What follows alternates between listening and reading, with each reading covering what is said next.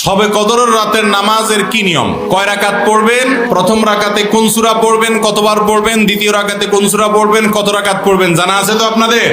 জানা নাই? একজনও জানেন না? ইন্না লিল্লাহি ওয়া ইন্না ইলাইহি রাজিউন। হাজার হাজার মানুষের বিশাল সমাবেশ, আপনারা একজনের শবে কদর নামাজের নিয়ম জানেন না? এটা তো খুব খারাপ কথা ভাই, নিয়ম তো জানতে হবে। আচ্ছা আমি বলে দিচ্ছি, শবে কদরের নামাজের নিয়ম হলো অন্য যে কোনো নামাজ যেভাবে পড়েন শবে কদরের নামাজও একইভাবে পড়বেন। এই হলো শবে কদরের নামাজের নিয়ম। এমন কোনো কথা নাই যে শবে কদরের নামাজে প্রথম রাকাতে সূরা ফাতিহার পর অমুক সূরা এতবার পড়তে হবে, দ্বিতীয় রাকাতে ততবার পড়তে হবে, এরকম কোনো কথা কোরআন হাদিসে। এগুলা মন গড়া বিভিন্ন সিস্টেম, বিভিন্ন পদ্ধতির কথা, বিভিন্ন আপনার বাজারে নামাজ শিক্ষার বই নামে অনেক বই আছে, সব বই না, কিছু কিছু বই আছে।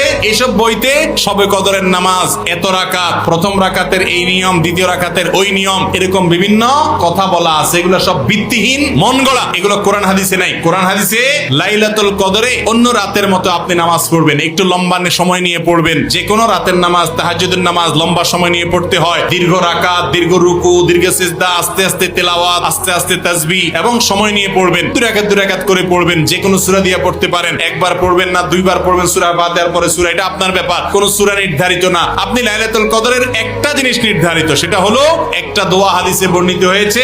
আম্মা জানা আয়েশা রাদিয়াল্লাহু তাআলা আনহাকে নবী করিম সাল্লাল্লাহু আলাইহি ওয়াসাল্লাম শিক্ষা দিয়েছেন, তুমি যদি লাইলাতুল কদর পাও তাহলে দোয়া করবা। কি দোয়া? আল্লাহুম্মা ইন্নাকা আফুউন তুহিব্বুল আফওয়া ফাআফু আন্নী। আল্লাহ আপনি ক্ষমাশীল, ক্ষমা করতে ভালোবাসেন, অতএব আমাকে ক্ষমা করে দেন। ক্ষমা করতে ভালোবাসেন, অতএব আমাকে ক্ষমা করে দেন। এই দোয়া পড়বেন লাইলাতুল কদরে। এছাড়া আল্লাহর কাছে যে কোনো দোয়া করবেন, দুই রাকাত করে নামাজ যতটুকু পারেন তৌফিকে কুল্লা পড়বেন। কোন সূরা কেরাত নিয়ম নির্ধারিত নাই।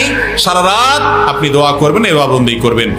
আর এই শবে কদর পাওয়ার জন্য, শবে কদরের ইবাদতের আশায় রমজানের শেষ রাতে, শেষ 10 রাতের সবগুলোতে, বিশেষ করে বেজরগুলোতে বেশি বেশি করে করবেন।